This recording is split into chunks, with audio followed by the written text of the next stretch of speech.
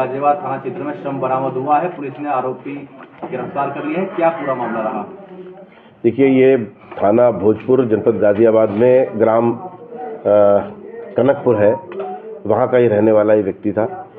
उसने एक रिपोर्ट लिखाई थाना पिलखुआ पर कि उसके भतीजे के जो भतीजा हिमांशु है, वो उसके एक दूसरे रिश्तेदार के यहाँ पे जितेंद्र नाम के व्यक्ति के यहाँ पर कार्य करता है दतेड़ी में, और उसके कुछ दो साथी हैं उसको खल लेने के लिए बिठा करके मोटरसाइकिल पर ले गए थे और तब से वो मिल नहीं रहा है। पुलिस ने तुरंत ही इसकी गंभीरता को समझते हुए अभियोग पंजीकृत किया। कल रात में ही, आज रात में ही बल्कि जो भी बीती रात है, इसमें अभियोग पंजीकृत किया और तुरंत ही तलाश शुरू करी। तो उस तलाश में दोनों व्यक्ति जो इसको बुला करके ले गए थे, ये दोनों मिल गए और उनसे जब सख्ती से पूछताछ करी, जानकारी करी, तो उन्होंने बताया कि उन्होंने एक पुरानी एक रंजिश के चलते हिमांशु नामक ये जो इनका साथी था, इसको मार दिया है। और उन्होंने जाकर के अपनी निशानदेही पे लाश बरामद करवाई और जिस वस्तु से, जो ईंट थी, ईंट से मार के इसका सर फोड़ा था और इसके ऊपर वार किए थे, उसको बरामद करवाया। इसके कपड़ों को जो जला दिया था ले जा करके, उनको बरामद कराया। इस प्रकार इस ब्लाइंड केस का पटाक्षेप हुआ है पूरी तरह से। और ये घटना 17 तारीख की है, लेकिन 17 तारीख में उन्होंने सोचा कि इधर उधर कहीं चला गया होगा और नहीं आया, और उन्होंने पहले भोजपुर थाने पे गए। भोजपुर थाने में अभियोग नहीं पंजीकृत किया गया। इस बीच में एक सीसीटीवी भी हमको फुटेज मिली, जिसमें पता चला कि ये जितेंद्र के यहाँ से दतेड़ी से लेकर के जा रहे हैं। तो पुलिस ने उसी लीड पर काम करते हुए 5-6 घंटे के भीतर भीतर इस घटना का पूरी तरह से अनावरण खुलासा किया है। सर हत्या की वजह क्या रही, जिससे इन्होंने एक युवक की हत्या की? ऐसा कारण क्या था? देखिए, जो हत्या की वजह इनसे पूछताछ में जानकारी में आई है, कुछ 5-6 महीने पहले इसमें से एक सचिन नाम का जो इसका साथी है, उसकी एक छोटी भतीजी है, उसके साथ में इनका कहना है कि इसने कुछ जो है आपत्तिजनक हरकत की थी। तब से मृतक ने, जिसका कि लोगों ने फैसला करा दिया था, बदनामी के डर से इसको बाहर नहीं ले गए थे बात को, लेकिन ये अपने मन में रखे हुए था उस बात को, और इस मौके की तलाश में था कि कब इसको ले जा करके इसके साथ घटना खरीद कर दे।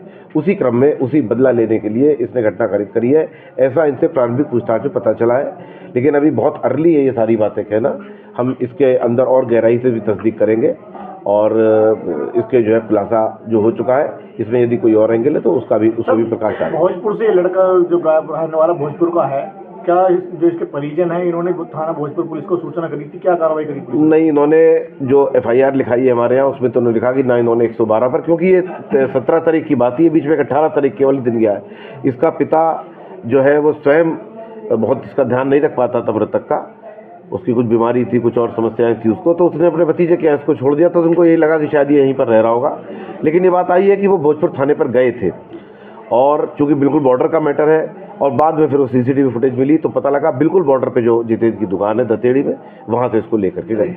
6 महीने का ही इंतजार इन्होंने क्यों किया, कुछ बताया इन लोगों ने?